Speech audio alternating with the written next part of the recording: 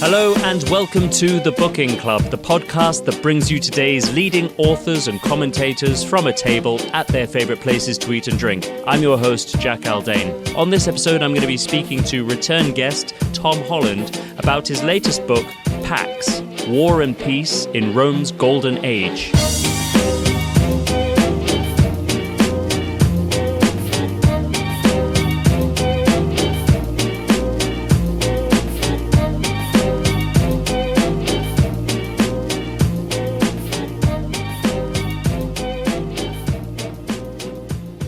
Let's raise our champagne. Cheers. On the house. We are at Noble Rot. I'm delighted to be joined again by former guest on the Booking Club, Tom Holland, award-winning historian, best-selling author, and co-host of the Titanic, The Rest is History podcast. It's been a year and a pandemic, Tom. How are you? It has. It has. How are you doing? Tell Very us. well. Yeah, what have you been up to of late? I see you've been in the States. As you said, since we last met, I too have become a podcaster. I guess I started doing it essentially as a way of promoting my books, because that had always been my primary role. That's how I always saw myself. That was very much the focus of attention. And now it's grown sufficiently that I would see it as a kind of parallel career. Which basically means having two jobs, which is quite stressful. So since you ask. Do you ever worry that you're going to run out of history? No, not at all. I mean, obviously, writing a book is a massive investment in a particular period. And so I've always written books about periods that I'm particularly interested in, particularly knowledgeable about. But what Doing the Rest is History has confirmed for me is that there is no period, there is no aspect of history that isn't fascinating, because history is the illustration of the fact that there are infinite ways to be human. So how can that not be interesting? And to do these kind of bite-sized episodes is kind of perfect. It's a constant process of self-education, which is wonderful. And anything that you vaguely, the faintest scent of interest, you can go following it. And often I find that things that I was actively hostile to turn out to be fascinating. So the classic example of that would be, we try to cover as broad a range of subjects and periods and topics as possible. And I was very aware that we hadn't really done anything on Napoleonic Wars. We'd done one episode on Napoleon in Egypt because I'd made a film that had touched on that theme. So I had kind of notes ready to hand for that. The anniversary of the Battle of Trafalgar was coming up, and I thought, well, we should just do the Battle of Trafalgar. I mean, how hard can it be? I kind of vaguely knew the story. Everybody vaguely knows the story. But I was pretty hostile to the whole theme of the Royal Navy in the early 19th century, because I tried to read Patrick O'Brien's novels and had given up on the first novel, just defeated by the quantity of rope and masts and sails and mizens and whatever. I still don't really know what a mizzen is.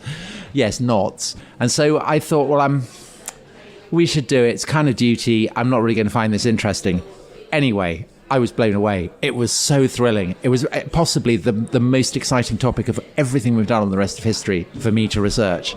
I found it eye-opening because it turned out, as I should have known, but it was kind of dizzying to kind of contemplate this. The reality of this, that the result of Trafalgar depends on the personal genius of Nelson, but it also depends on decades of the honing of naval tactics and, a century and more, essentially, of industrialization. And there's this wonderful phrase in N.A.M. Rogers' one of his great books on the history of the Royal Navy, that the Royal Naval dockyards in the Napoleonic Wars were islands of the 19th century in an 18th century sea.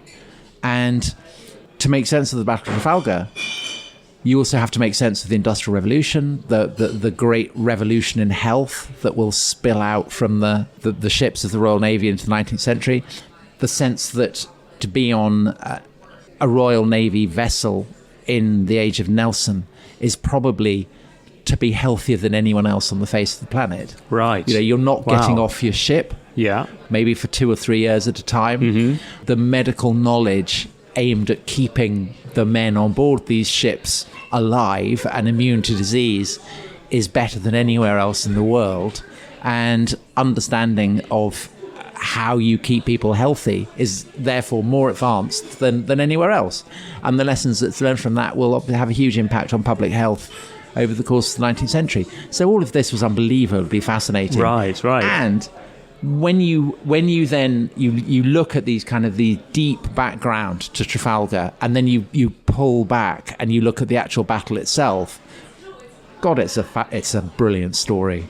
I mean, I kind of ended up describing Nelson as a Christian Achilles, this simultaneous sense of moral certitude combined with a lethal aptitude for killing.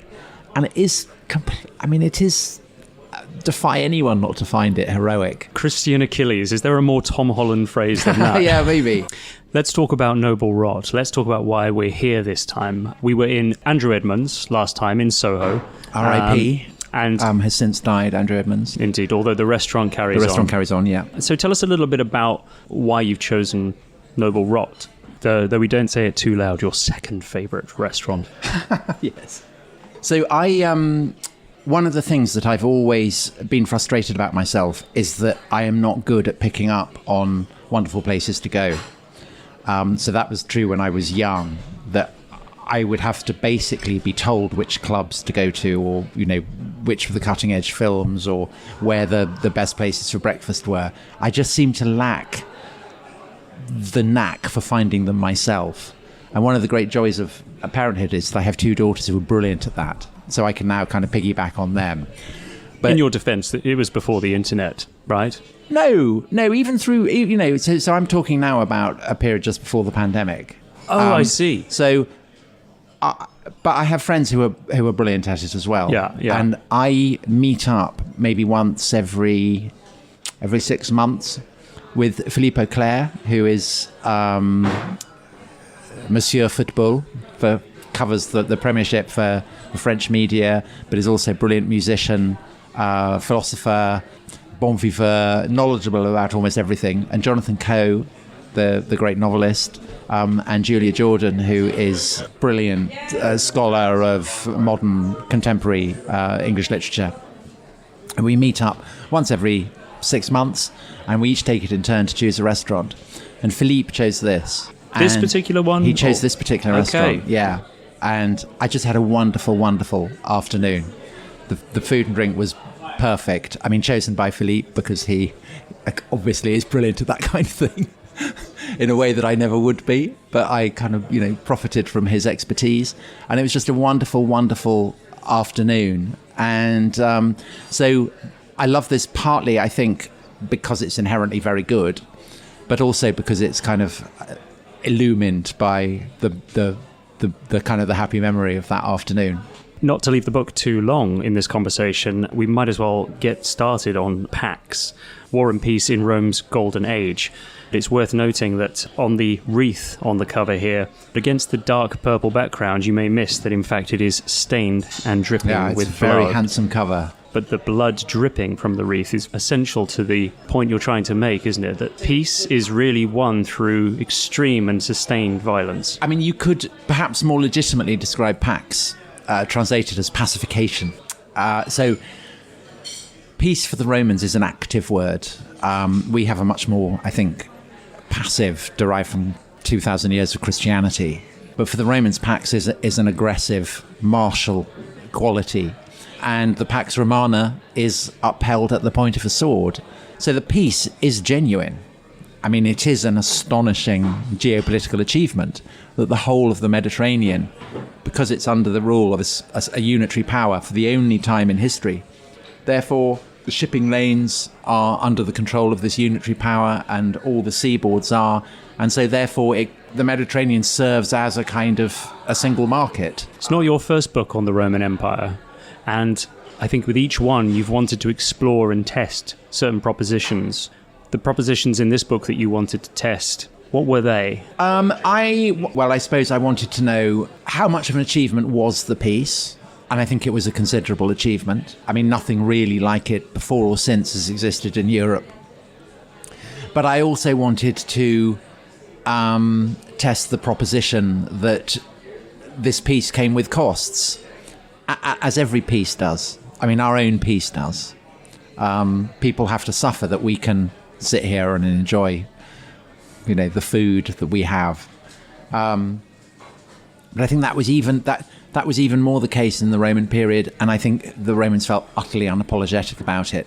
So perhaps of all the propositions, the proposition would be that the Romans are not actually like us at all, and that often points of similarity are delusory and deceptive. The last time we spoke, it was, of course, about your last book, Dominion, The Making of the Western Mind.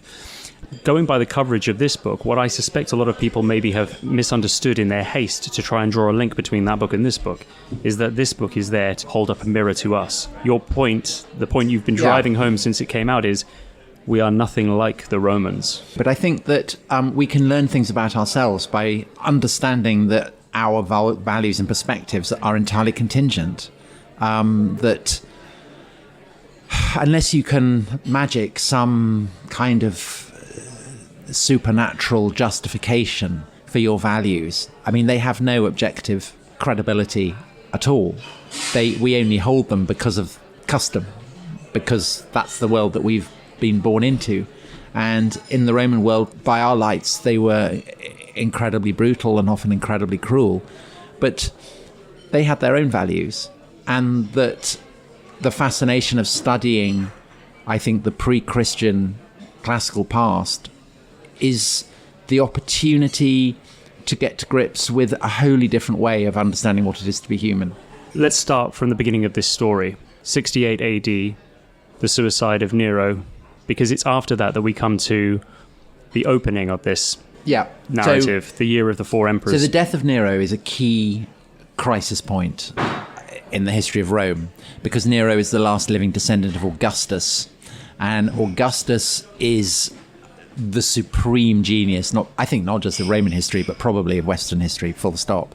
He is the man who has redeemed the collapsing republic and reconstituted it and constructed his own autocracy like a kind of cuckoo in the nest. Right. And this autocracy stabilizes an imperial system that had been on the point of collapse.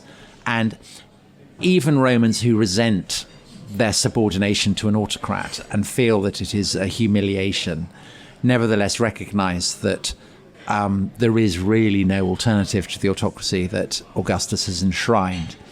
And this is what gives Augustus his divine status. So the name Augustus literally means someone who is midway between earth and heaven, someone who's midway between the mortal and the divine. And when he dies, Augustus ascends to heaven to sit at the right hand of his divine father, Julius Caesar.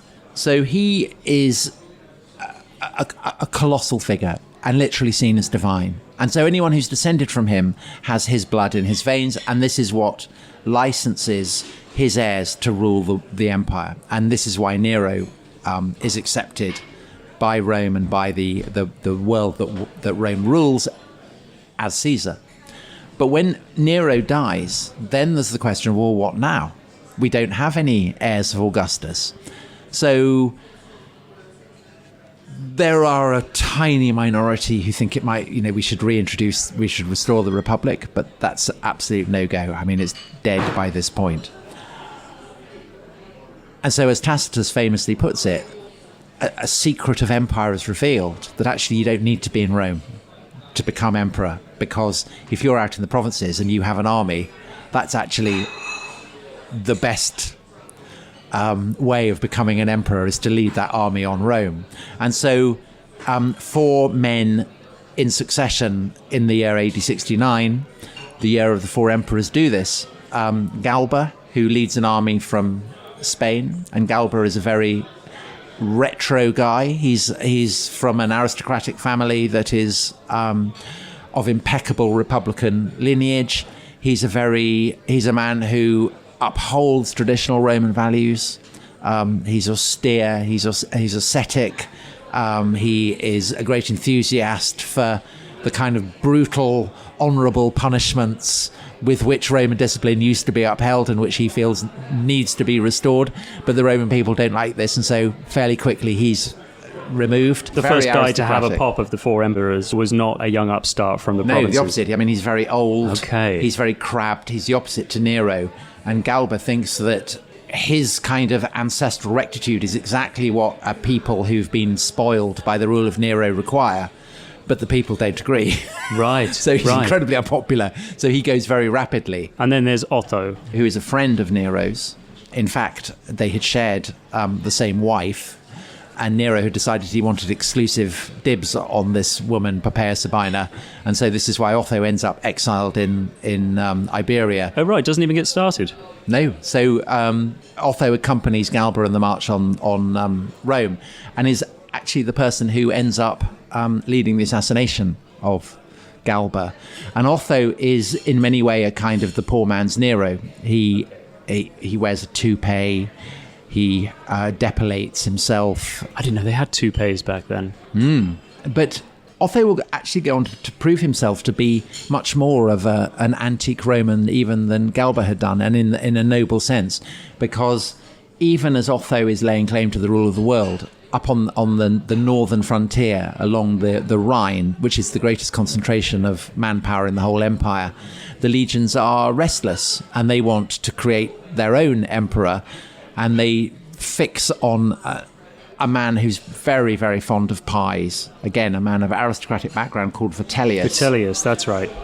Kind of character from The Sopranos. He does look like Tony Soprano. And by the way, Tom, we are going to be talking about... calzone on legs. That's The Sopranos would say. We're going to be talking about The Sopranos here too. I watched it for the first time during lockdown. Right. You started watching it. Well, I watched it for the second time. But if you think of one of those very large men in Tony Soprano's gang with the kind of the shirt hanging out and the belly protruding, that's basically what Vitellius looked like. Receding, not in need of a toupee. He's not worried about that. He's kind of balding, but it doesn't matter. Anyway, so his armies come down. Otho, he marches north. His army is defeated.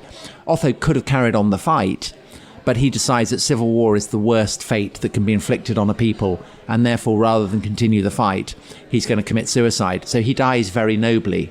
And Vitellius then proceeds southwards to Rome and installs himself in the capital. But Vitellius had never wanted to be emperor. He recognized that he was unsuited to ruling the world. Why did he see himself as unsuited? He was aware of his own liabilities. He knew that he was indecisive, lazy, lacked the kind of the ruthless sense of ambition that was required, I think, to govern the world. And he was really dragged along by his own armies. You know, he had the choice of letting them make him emperor, or they would kill him. Fair play to him. I mean, at least he knew his weaknesses. So gluttonous and slothful. He did. And he wasn't wrong. But unfortunately for him, in the East, there is the fourth candidate, the fourth man who makes a pitch at being emperor. And he's a very able man. And this is a guy called Vespasian, who's from very humble background, kind of peasant stock from beyond Rome. It was said of him that he had a face that looked like a man straining to have a shit. But it's to Vespasian's credit that he found that quite funny. He had quite a sense of humour. You know, he made jokes that are still capable of kind of raising a smile to this day. Okay, is there one that you know from translation? Well, the famous one is that, I mean, you know, spoiler alert, he goes on to become emperor. Right. He succeeds in toppling Vitellius and rules for a decade. And then as he falls ill, and the onset of illness, he says, goodness, I think I'm becoming a god. In other words, he knows that he's going to be deified. It's quite funny. I mean, you're kind of smiling at that one. Smiling. Yeah, kind of smiling. But why Vespasian is able to make himself emperor is that in the final years of Nero's rule, a rebellion has broken out in Judea, and Vespasian is appointed to go and crush it, which he's pretty much done by the time Nero dies. All that really remains is Jerusalem. So Vespasian pauses. He doesn't go on to attack Jerusalem. He waits, and then he decides, I've got all these troops in the east. I'm going to have a crack. And Vitellius, by this point, has shown himself to be rubbish. And so Vespasian's troops are able to seize control of Rome in the dying days of the year 69. And Vespasian sets Rome back on its foundations. And the success of Vespasian's rule and the success of the dynasty that he establishes, so he's followed by his elder son Titus and then by his younger son Domitian, it suggests that actually, despite the fears of the Roman people during the year AD 69, that the gods are terminally angry with the Romans. Actually, this isn't the case. This is merely surface froth. that the foundations of Roman rule remain secure. And the Year of the Four Emperors comes to be seen as what it was, a spasm. But it does illustrate the fact that you cannot be, that the basis for the rule of a Caesar is military. If you lose the support of the legions, then you're toast. So a Caesar has to be, in the traditional sense of the word, an imperator. An imperator, from which we get our word emperor, originally meant a successful general. Vespasian is able to rule for the first time really since Tiberius as someone who is an imperator in every sense of the word. He's an emperor, but he's also a successful general. And to look at Vespasian is to know that the military virtues are not entirely dead in Rome. Hello, this is Max, our waiter. Hello, Max. So I think I will order, as a starter, please, the slip sole, followed by the roast Swelldale lamb for me for the main. Thank you. Could I have the buffalo mozzarella? And could I have the guinea fowl? Perfect. Wonderful. Thank you. And the last episode, you were quite intent on getting drunk, but we didn't quite get drunk. But isn't that the whole point of this interview? No, so you pitched it to your followers at the time as being like, oh, we do the In Vino Veritas thing, he'll get you drunk. But that was never... Not least because I always find that authors, when they do get a bit drunk, they think, oh, I'm going to say something stupid. So you were quite brave to say, yeah, let's do it. I'm fine. Yeah. I'm absolutely fine. So after the Year of the Four Emperors, this tumultuous period, which again, if I were to be simplistic, I would try to compare it to 2022 and when the UK Right. had several prime ministers, but I'm not going to do that. Yeah. And I can tell as you nod that you're pleased I'm not going to do that. Well, I mean, mean, the thing a is question that- worth asking you is, does it tire you as a historian to constantly have people try to squeeze the zeitgeist out of everything you've not written? at all. Not at all. We did a live show of the podcast maybe a year ago, and I did a pretty shameless kind of link of the Year of the Four Emperors to the convulsions of British politics in 2022. Yeah. So exactly that. Okay. I've asked many people I know, people I've interviewed, about their reactions to January the 6th in America. And I'm very curious to know how you reacted. So the comparisons between the United States and Rome are not, I think, entirely tendentious, because the founding fathers deliberately paralleled their republic with the Roman Republic. They like to see, well, particularly Jefferson, liked to see the Americans as rugged, honest farmers who had answered the call to defend their liberty against, an evil king, had managed to expel the king, and then had returned to their plows. That's the whole point for the American political imagination, that Washington, after his 2 terms of office, does return to his plow, as it were. So I think that the idea that you live in a capital with an O, a Capitoline Hill, and with a Senate, and that the architecture of Washington is so classical, is so Roman, means that those parallels are very, very hard to escape. And right the way over the course of all the years that have passed by since the founding of the American Republic, the American political class, and perhaps the entire American people, have been shadowed by 2 exemplars drawn from Roman history. The first is the fact that the Roman Empire itself fell. And so the vision of the dome of the Capitol smashed and broken and toppled pillars, I mean, it's a staple of science fiction. And I think that in a sense is why, say, the image of the QAnon shaman with his horns and his face paint and his look even of a toga, goth. I think, yeah. I mean, it kind of had echoes of Victorian paintings of goths, sacking Rome. Yeah. So I think lots and lots of people alluded to that. They felt that it had a kind of resonance. But of course, the other, before the Roman Empire fell, the Roman Republic fell, the republican system of government fell, and it was replaced by the autocracy of Augustus, as we were talking about earlier. And I think that's a more pressing fear. And I think that is, there's been a massive, massive uptick in anxieties about that since the storming of the Capitol, but also since the the kind of nightmare for the American Republic that the legal system has been massively politicized. This is very much what happened in the late Republic, is that law was an extension of politics, and it would be used to try and destroy your political opponents. And clearly, to an extent, that is what is happening at the moment. It's an invidious problem for anyone concerned with law and order in the United States, that of what is legal, it would be unthinkable that Trump shouldn't be prosecuted. Yet at the same time, it's evident as well that this is being used by Trump's opponents in the hope that it will bring him down. I mean, both propositions are true, and that's the problem. And I think it's also pretty clear that were Trump to be elected, he would then use the law to bring down Biden and possibly Clinton. I mean, who knows? You know, the famous chant at his rallies in 2016 was "lock her up." So that's a very ominous development, and very, very redolent of the kind of the climactic days of the Republic, when the whole reason that Julius Caesar ends up crossing the Rubicon and precipitating the civil war that ends up destroying the Republic is that he has the choice of staying at the head of his legions or submitting to the law and probably seeing the end of his career.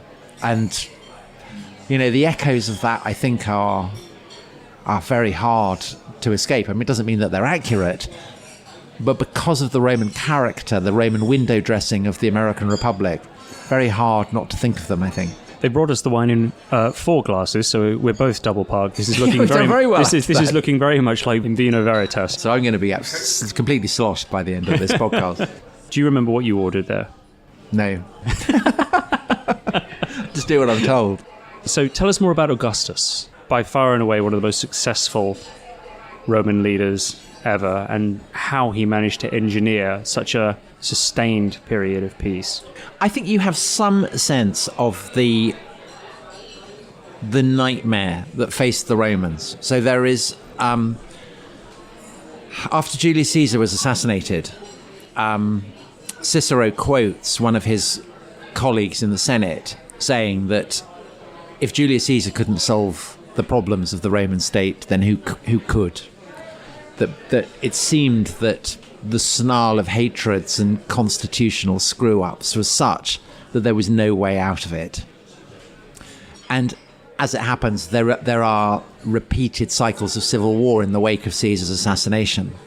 But the person who emerges from these cycles of civil war, Julius Caesar's great-nephew and adoptive son, who gets awarded the name of Augustus, he is the genius who sorts out the problem.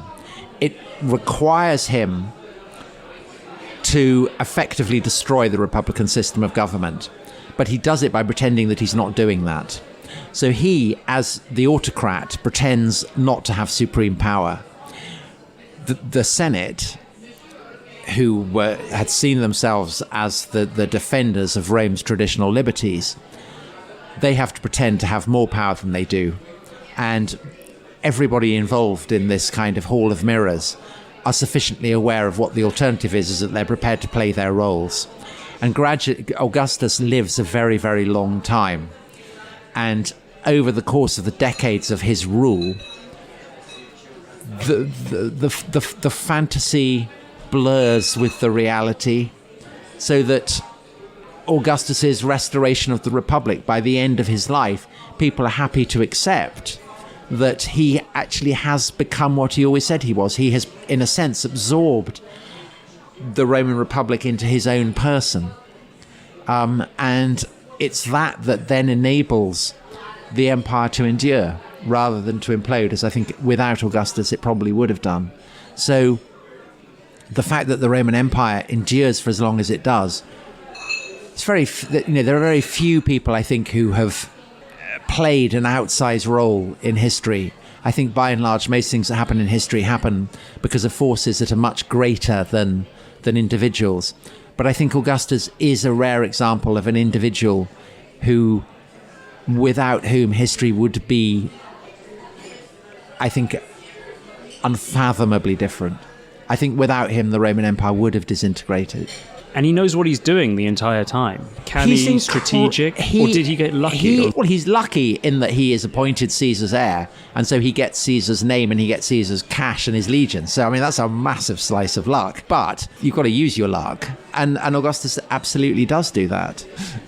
Before we get on to talking about The Sopranos, which I've been dying to talk to you about for a while, why are we so fascinated with the Roman Empire, Tom? As a boy, I was obsessed by dinosaurs. And then I seamlessly moved on to an obsession with the Romans. And I now, looking back, see that they are pretty much of a muchness, because dinosaurs and Romans are both fierce, glamorous, terrifying, and safely extinct. If Augustus were a dinosaur, what would he be?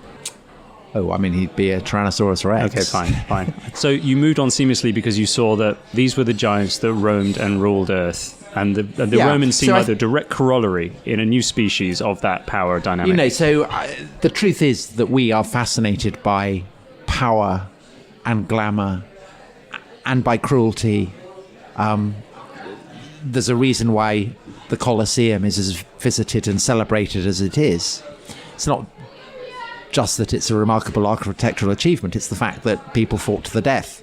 And secretly, we're kind of thrilled by that. We have inhibitions that are bred of 2,000 years of Christian influence, but the allure of the very powerful and the very strong and the very ferocious is enormous. That's why small children are obsessed by dinosaurs, and it's why people are obsessed by the Romans, I think.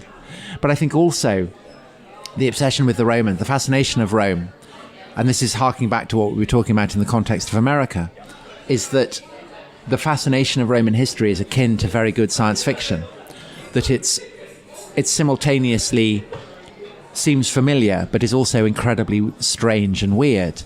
And the fusion of the familiar and the strange is precisely what makes it so fascinating.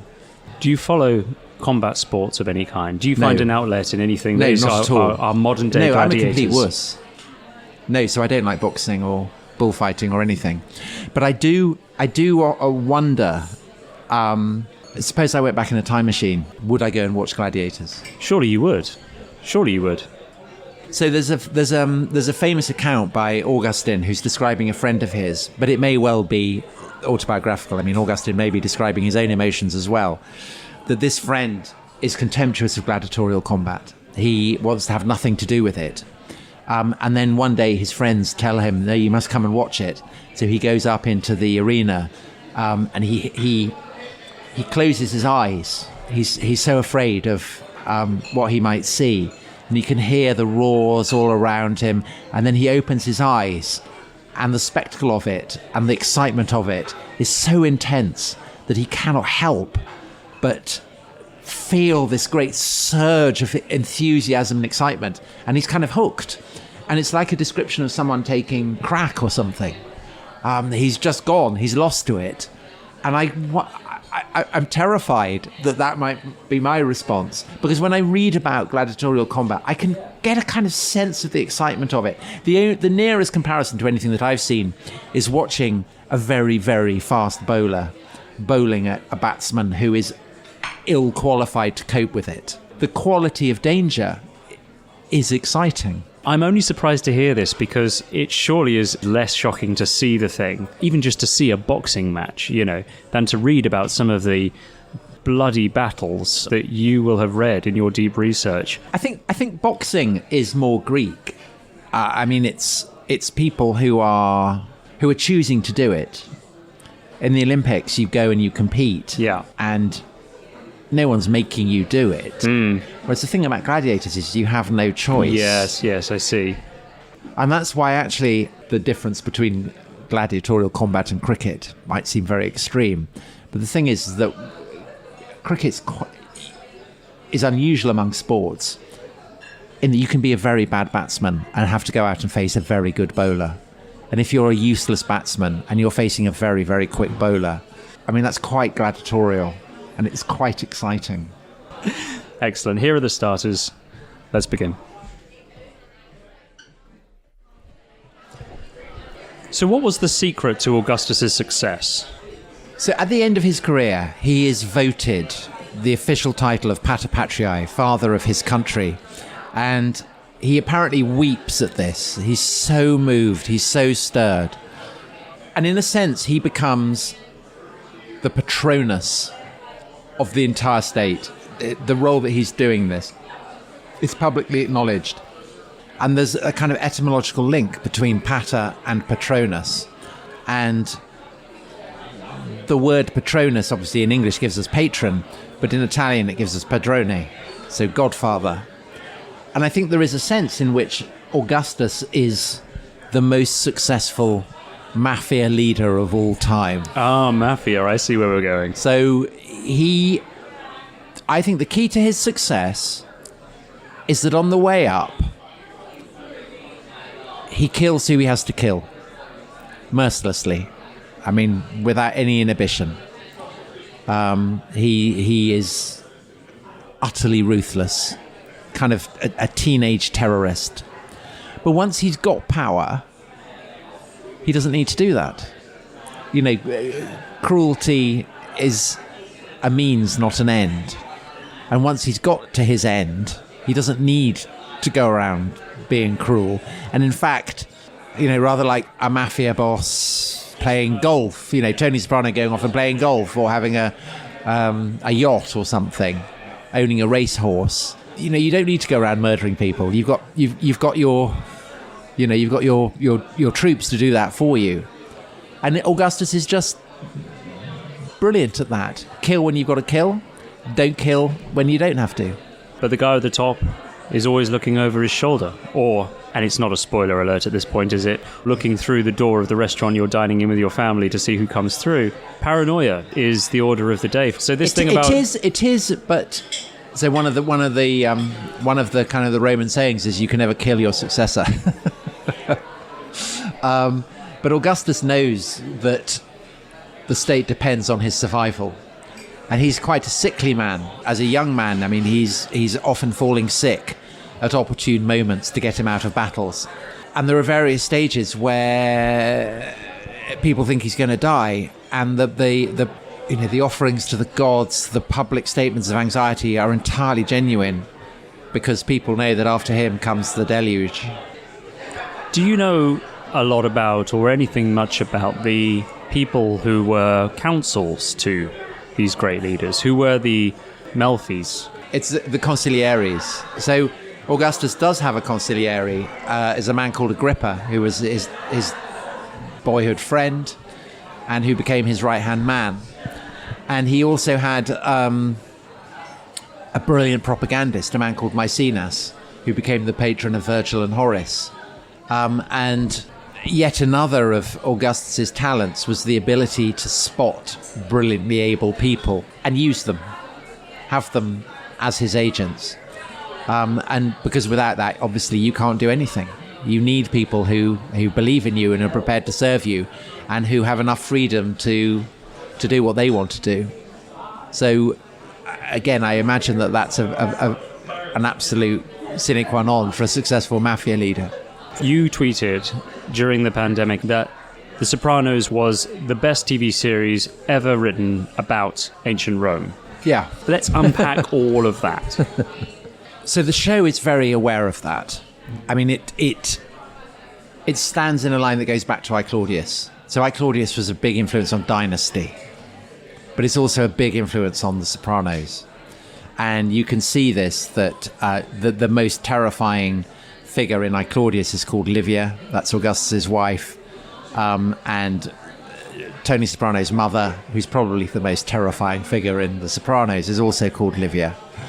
And there are moments where it's consciously alluded to. So there are two particular moments. One is when Tony is sitting on the baseball bleachers with Uncle Junior, and essentially he cites Augustus as the archetype of a successful mafia boss. You know, he's telling Junior, don't be too brutal, don't kind of draw attention to yourself. He keeps saying to Junior that Augustus died in his bed and he was loved by his people. And Junior doesn't understand why he's going on about this, but it's very obvious what's happening. But the other famous moment is when there's some Jewish guy who owes them money, and they corner him, and the Jewish guy starts talking about Masada, which was in the Judean revolt. It was the last Judean stronghold, and the Romans stormed the Judean stronghold. But the Judeans have all committed suicide. And the Jewish guy says, you know, the height of the Roman Empire, but where are the Romans now? You're looking at them. Yeah, you're looking at them. So I think that flags up the whole way through. And also there's the scene where Tony goes to Naples, the Bay of Naples, which was the great pleasure ground for the Romans. Do you think, though, that the series can also be read as a comment on the fall? In the Christian sense? Yeah. I mean, you have towards the end of the series, you have the son of Tony Soprano who is awakening to the poetry of Yeats. And doesn't he call him Yeats? He does, yeah. I mean, the Catholic framing of it seems to me incredibly important, and I'd completely missed that the first time I watched it. And it's not just that the Catholic moral context of repentance, of confession and repentance, which is what's happening with Dr. Malfi. I mean, it's a form of confession, but there is no absolution. And so that starts to corrupt Jennifer Malfi as well. But it's also the fact that there is a properly supernatural dimension to the whole narrative. I mean, the sense that hell is real and that strange things happen that no one can explain. I mean, the famous one is the Russian who gets lost in the wood with, what's his name? Paulie Walnuts. Paulie Walnuts, yeah. And Chrissy. And Christopher. And they lose him and he just vanishes. Yeah. You know, like he's an alien or something. Yeah. And then again, there's the thing where Paulie is being shadowed by cats. And he feels that and he has the seance where he genuinely learns something. I think that the sense, I mean, it's very, very underplayed, but that's another kind of fascinating dimension. You know, we're only a few glasses of wine away from doing impressions of these characters at this point, so let's try and avoid that as much as possible. It's often assumed that when you pick up a book by an historian, you're picking up the motherlode of their knowledge on a subject. It goes sometimes under the radar that the process of writing a book, even for somebody who is as well versed in Roman history as yourself, is a process of learning too.